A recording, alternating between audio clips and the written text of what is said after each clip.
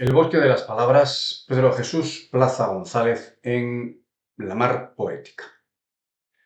He dicho en alguna ocasión, con referencia a la edición de La Mar Poética recientemente finalizada, que echaba en falta que no se hubieran programado los eventos del maridaje poético que tanto éxito tuvieron en las pasadas ediciones, en los que se ligaban los poemas con la degustación gastronómica.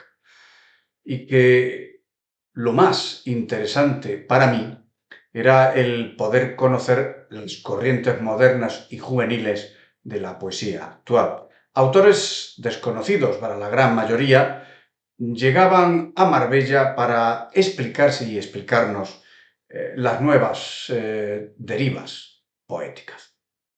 En esta edición de Mar Poética asistí a la villa romana de Río Verde porque allí Pedro Jesús Plaza, amigo mío y prologuista de mi libro Poemario de Ubud, visitaba a los clásicos y nos habló de Heráclito y de Jorge Luis Borges. Hola a todos y a todas, yo soy Pedro Plaza, como ha presentado Alejandro Pedregosa, y lo primero que quiero hacer es daros las gracias porque desde luego es un mérito y es un orgullo que estéis aquí hoy en estas ruinas romanas, y yo me siento muy halagado de poder ser yo quien os acerque un poquito a los clásicos. Así que muchísimas gracias a Alejandro en particular por haberme invitado y por haber organizado todo esto, y por supuesto a toda la organización y al Festival Mar Poética, que es un festival maravilloso, que es un festival famoso dentro y fuera de España, y todos los poetas quieren venir aquí, así que yo estoy muy contento de estar aquí hoy.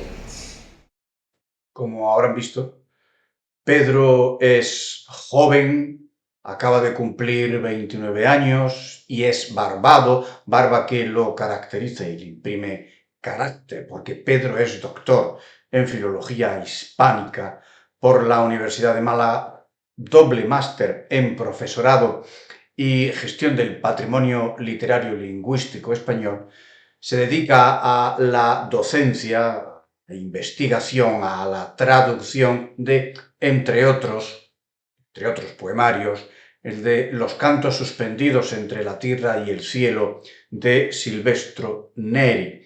Ha sido premiado en diversos concursos literarios, ha preparado y colaborado en la edición de varias antologías de Antonio Gala, de Rafael Ballesteros.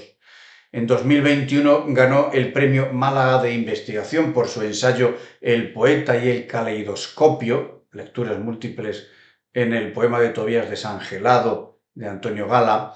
Es director editorial del Toro Celeste y editor de Los Quaderni Mediterranei. Es miembro de la 21ª promoción de jóvenes creadores de la Fundación Antonio Gala. Su poemario Matriz ha recibido el 8º Premio Valparaíso de Poesía y el Premio de la Crítica de Andalucía 2024.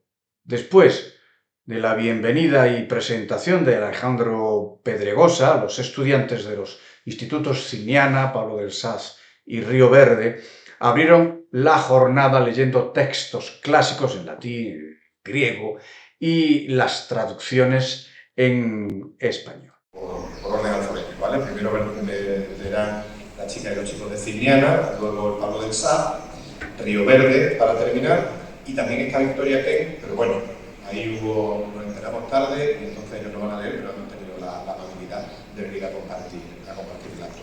También estaba el Bahía, pero se han ido de viaje, justo hoy, entonces no lo había calculado y bueno, y Víctor lo visto casi que mejor, porque no aquí no cabe nadie. Así que, si os parece, empezamos. Venga, Liliana. Por ahí. Es verdad, estáis por ahí. ¡Hala! ¡Ánimo! ¡Un aplauso! Y soy alumna del segundo bachillerato de latín y voy a leer la selección de elegías de título.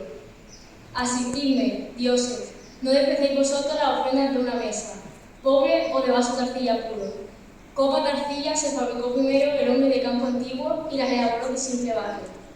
Yo no quiero riquezas de padre ni los beneficios que a un antiguo abuelo le dio una cosecha bien administrada. Un pequeño campo sembrado es suficiente.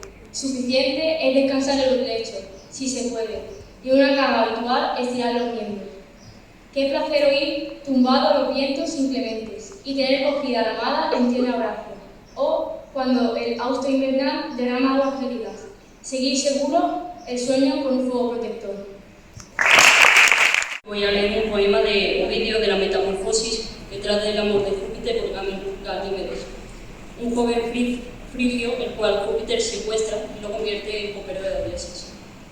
Re superum frigi quondam Ganímedes amore arsi, ed inventum es aliquid quo Júpiter esse, quam quoder male, nulla tamen alite verti dignatur, nisi quae posse sua fulmina ferre, nec mora percusum medantibus aere venis abripi Iliade, qui nun quoque popula miscet, invitaque obi nertam ionem ministra.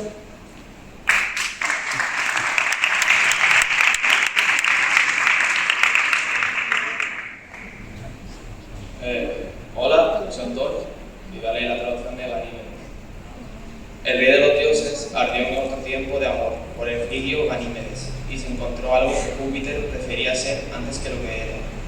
Sin embargo, no se digna transformarse en algo, a no ser la que pueda llevar sus rayos. Sin demora, tras batir el aire con sus falsas alas, raptó al Iliada, que ahora prepara también las bebidas y sirve el néctar a Júpiter contra la voluntad de Juno. Acaban ustedes de ver a alumnos de Siniana y de Río Verde. En su visita a los clásicos, Pedro Plaza visitó a Heráclito, pero por la interacción con Borges. Y el tipo se dedicó toda su vida, o casi toda su vida, a impartir conferencias por distintas universidades del mundo, a enseñar sobre todo literatura inglesa, pero también literatura alemana, y fue director de la Biblioteca Nacional de Argentina. Borges, a diferencia de vosotros, conocía sobre todo el latín, pero menos el griego, con lo cual Borges leyó a Heráclito traducido, no lo leyó como lo vais a leer vosotros dentro de poco en su lengua original. Y lo curioso de Borges es que fue durante 30 años seguidos candidato al Premio Nobel de Literatura, pero nunca se lo dio. Dice que seguramente no se lo dieron porque como se le habían dado a Pablo Neruda, que era hispanoamericano, pues dos hispanoamericanos seguidos no molaba, ¿vale? Está enterrado en Ginebra, por si algún día pasáis por allí, en un cementerio que se llama el Cementerio de los Reyes, y algunos de sus títulos más famosos, por si queréis acudir a la biblioteca y buscarlos, son El Hacedor, El Hombre de la Sombra, El Otro, El Mismo, El Oro de los Tigres o Historia de la Noche. Borges estaba absolutamente obsesionado con los tigres. ¿Y sabéis por qué estaba obsesionado con los tigres? Porque se quedó ciego. Y cuando se quedó ciego no veía oscuro, no veía negrura, no veía la noche. Lo que veía eran manchas negras y manchas amarillas, con lo cual él sentía que su visión se correspondía con la del pelaje de un tigre.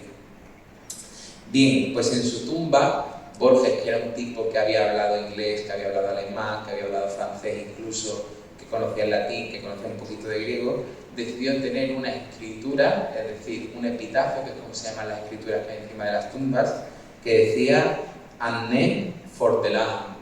Y eso no está escrito ni en latín ni en griego, sino que está escrito en una lengua antigua, protogermánica, con runas, y decía y que no tuviera miedo. Con lo cual, frente a la muerte de Heráclito, que fue tan aparatosa y tan terrible, la de Borges fue tranquila y simplemente se deseó a sí mismo no tener miedo. Esa obsesión de Borges por la poética filosófica de Heráclito la justificó Pedro basándose en las recreaciones entre ambos, la vital, la ética y la emotiva. Ahí va la recreación vital de Borges.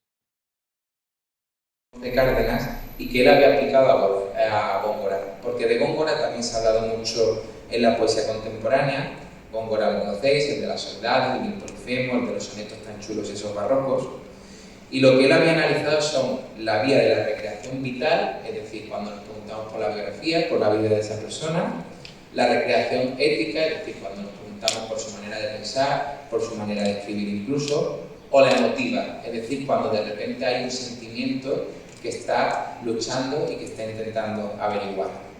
De manera que yo encontré que en el caso de Borges y Heráclito había dos recreaciones vitales, es decir, dos textos en los que Borges había recreado, es decir, se había inventado, porque no tenemos apenas noticias en realidad de la vida de Heráclito, pues él había cogido esos pocos recuerdos, esas pocas noticias, y a partir de ahí había fabulado. De esos textos, 11 son recreaciones éticas, porque es lo que más ha quedado de Heráclito. Como tenemos esas sentencias, pues ahí fue formulando todas esas sentencias y aplicándolas a su propia poesía. Y solo 2 recreaciones emotivas, es decir, un momento en el que hay un encuentro sentimental entre Borges y Heráclito. Así que voy a poneros un ejemplo de cada uno de estos y lo comentamos un poquito. El primero, de recreación vital, se titula justamente Heráclito. Y dice así: Heráclito camina por la tarde de Éfeso. La tarde lo ha dejado sin que su voluntad lo decidiera en la margen de un río silencioso cuyo destino y cuyo nombre ignora.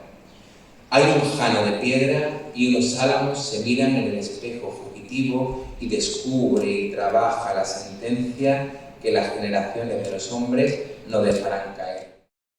Desarrolló Pedro Plaza el tema de forma amena y clara, leyendo poemas de ambos y explicando la intensidad significativa de los versos. Borges, que se titula Son los ríos, dice así: somos el tiempo, somos la famosa parábola de Heráclito el Oscuro, somos el agua, no el diamante duro, la que se pierde, no la que reposa. Somos el río y somos aquel griego que se mira en el río. Su reflejo cambia en el agua del cambiante espejo, en el cristal que cambia como el fuego. Somos el vano río prefijado, rumbo a su mar, la sombra lo ha acercado. Todo nos dijo adiós, todo se aleja. La memoria no acuña su moneda, y sin embargo hay algo que se queda, y sin embargo hay algo que se queja. Bien, pues aquí veis que lo llama por ese sobrenombre de El Oscuro. Veis que nuevamente hace referencia a su origen griego, aunque en el poema anterior había dicho que Heráclito pues, prácticamente había olvidado el griego. Aparece el fuego, que es el elemento favorito de Heráclito, y aparece el río como símbolo del tiempo. Evidentemente esto parte de un tópico latino que conocéis, que es el de vita flumen, es decir, la vida es un río, y Borges y Heráclito se lo llama a que directamente el río es el tiempo. Incidió el conferenciante en la obsesión de Borges con Heráclito y nos adelantó cuál sería su próximo trabajo alrededor de este tema. De las prosas y el último que hemos podido ver, que es el de Son los ríos, pasaron 65 años. Es decir, que es una obsesión permanente. Y esa obsesión le ayudaba a poder reflejar sus preocupaciones, sus dudas, sus miedos y todo aquello que a él lo rodeaba. ¿De acuerdo? ¿En qué ando ahora para el año que viene poder volver aquí a Mar Poética?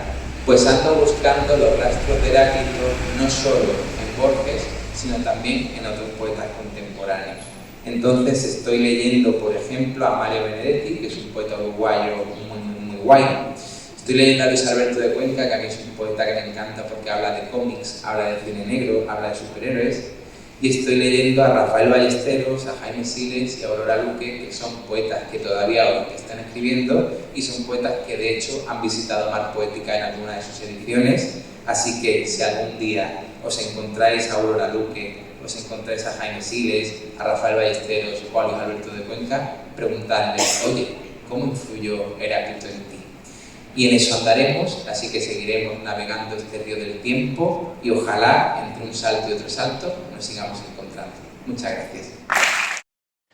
El filólogo Pedro Jesús Plaza González, presentado por Alejandro Pedregosa en el entorno de la villa romana de Río Verde, visitando a los clásicos de la Mar Poética 2025. Muchas gracias.